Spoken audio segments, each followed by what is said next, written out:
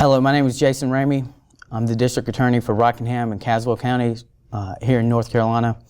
I've been the DA of Rockingham County since March of 2018. I became the DA of Caswell County as well in January of 2019.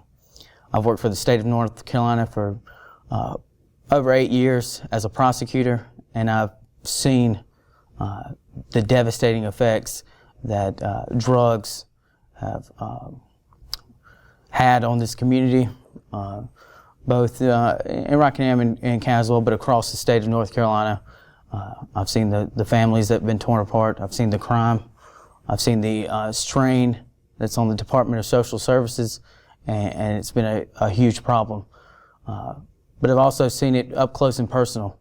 As a prosecutor for the state of North Carolina, I have prosecuted every kind of case that you can almost think of, from seatbelt tickets all the way up to first-degree murder and almost everything in between.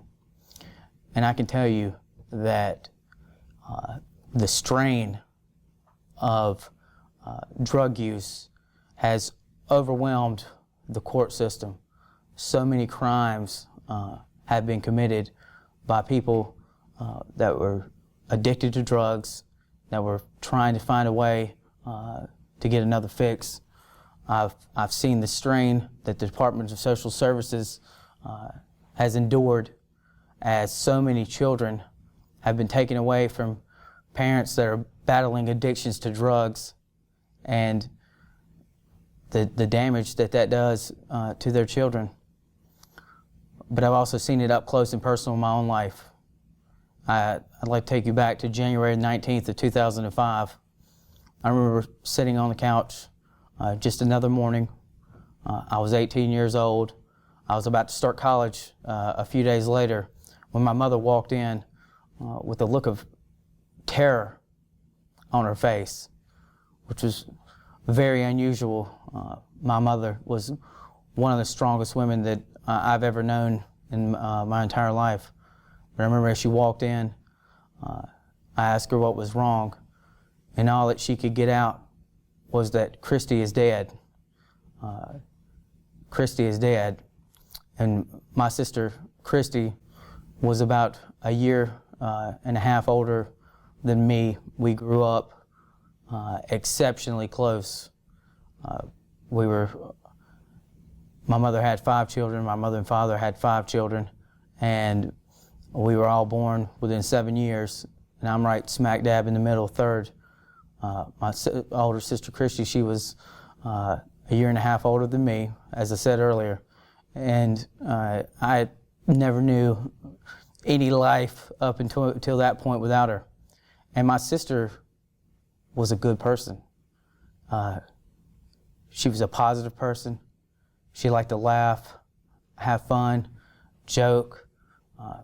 Everybody in our family and almost everybody that knew her adored her. And in the blink of an eye, unexpectedly, she was gone. But not only she, but also her husband, Christopher. We called him Wink. They had been married for a very short time. They had a 6-month-old baby boy, and now all of a sudden he's an orphan. My parents had to raise him as well, which that's been a blessing to them, and they've gotten a lot of joy from that. But my mother was a shell of herself for years after that. And when I say that she was a strong woman, I mean an exceptionally strong woman. And she became someone that I hardly recognized. As a prosecutor, as I stated earlier, I've seen so much death and destruction and chaos, and it's only gotten worse. My sister died in 2005. A few other people that we knew that were close in age to her died, but it didn't seem to be of epidemic proportions at that time. And as time has went along, it's just gone further and further and further. My sister died from taking a methadone pill, but now heroin and meth, it's laced with fentanyl, it's killing people left and right, and it doesn't discriminate. I look at drug use now as classless. It doesn't matter what your gender is, your race, ethnicity, social status. The rich and poor alike are dealing with the consequences of addiction and death. And thank goodness that we've had this miracle Narcan that's been able to resuscitate so many people. And I'm thankful that our county and our state has made it a priority to get this miracle drug out there that saves so many lives, because each life is valuable and each life does matter. It's easy to grow up thinking, well, they're just junkies. The world's better off without them. And that's not true, because for all the death and destruction and mayhem and chaos that I've seen as the result of drug use, I've also seen redemption. I've seen people that turned out to be such an asset to our community, to our churches, to our people, because they recovered. You can be redeemed. And one thing that I think that we've been trying to do here in Rockingham County and Caswell County is we're trying to go to start another court that's aimed at rehabilitation, not just punishment, but also restoration. And we call it recovery court here. And basically some jurisdictions call it drug court. Some jurisdictions have mental health court. What we decided was to do mental health and drug court and call it recovery court and put it together, because usually those two areas are intertwined.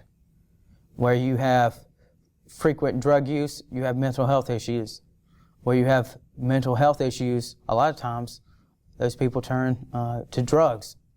So we're looking at it as a way to try to restore people, restore their dignity, not shame them, not punish them, not make them feel guilty. We're actually trying to help them, because we know that if they are restored, that they can be some of the most productive members of society. And no one has effects on addicts like former addicts, because there's hope there. People can see that this is possible. Addiction can be beat. Led by Judge Christine Strader and many other community partners, we were able to get a very, very generous grant from the KB Reynolds Foundation to fund this, because recovery court is not cheap. And the way that recovery court will work is that a probation officer will intensely supervise a person that chooses to participate in this. And when they participate, they're going to be drug tested frequently. But if they fail a drug test, they're not automatically kicked out of treatment court or recovery court, because we know that this is a process. This takes time, but there's rewards that are given for completing tasks, doing what you're supposed to do. But there's also punishments for not doing what you're supposed to do, but all with the same goal of restoration. It's a lengthy process. I think that it'll probably last for each defendant at least 12 to 18 months. To my constituents, I would say, as district attorney, I take prosecuting crime very seriously. I think that we have to protect our communities from violent crimes, from property crimes, and that people who commit such crimes are worthy of severe punishment. But I can tell you this, prosecuting someone for possession of any controlled substance, any kind of drug, that would be very easy for me. There's really not much involved in prosecuting someone for possession of a controlled substance. You have to prove that they possessed a controlled substance. Not the most difficult thing in the world. What's difficult is actually trying to fix a problem and investing in that person for the betterment of the community. Because if I prosecute someone for possession of meth or possession of cocaine, which I still do, but if you just prosecute them and send them to prison, they're not going to be in there for more than 6 months, maybe a year, and then they're going to be back. And if we haven't addressed the needs, the underlying problems of what has caused that addiction, all that's going to happen is they're going to get out and they're going to start using again. And that doesn't actually benefit our community. So for those out there that think that the easiest thing to do is just put people in prison, well, how long are you going to put them in prison for? Possession of most controlled substances, when it's for personal use, is no higher than a Class I felony. They have to have a very, very, very bad record to even send them to prison to begin with. And once you do, you cannot send them to prison for very long. And I don't want to use my position to score easy convictions. I want to use my position to actually help our community, to help those families, to stop crime. So much crime is committed by people who who are trying to find a way to make money so they can get their next fix. If we can stop people from using, a lot of crime will go away. A lot of crime will go away. Now, I'm not the one with all the numbers. I'm not the one who can tie this all together. But I can tell you from what I've experienced, so much crime is a result of people being addicted to drugs and people selling drugs. And if we can fix this problem, it'd be remarkable how we could transform this community. Because Eden, Reidsville, Madison, Mayodan, Stouffville, Yanceyville, Rockingham County, Caswell County, these are great places to live. I love these communities. I wanted to be back here, and I'm glad that I've had a chance to come back and serve my community. And I've seen the good. I've seen so many people that have come together that have done everything they can to make these communities great. And they are great. And we can continue to keep these communities great by addressing these problems, not stigmatizing them, not making people feel so ashamed that they can't seek help, but not providing resources to actually get them the help. That's not doing anything but encouraging more crime. So if you care about crime, if you care about your community, then you should back this. You should do everything you can to help us, all of us, because it takes a community to solve these problems. I can't do it. The court system can't do it. The county commissioners can't do it. The rehabilitation places can't do it. We are so much stronger when we're all together. And I encourage you, please, please, look at the facts, understand the problem, and then help us. Don't just turn away. Don't just have moral superiority or think that you're better than the people that use drugs. We've all been guilty of that.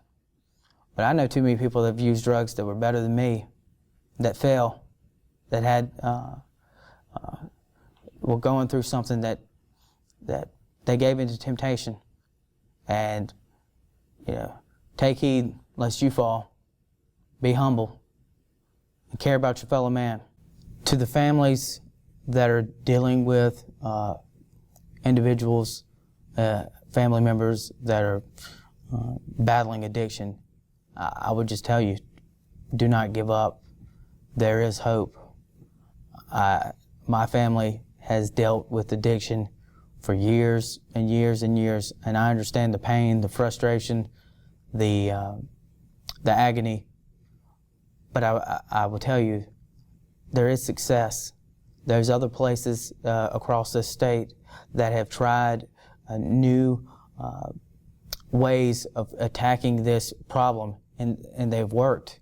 And that's what we're doing here in Rockingham County. And I would just say, don't give up. Where there's a person still living, there's possibility, there's hope.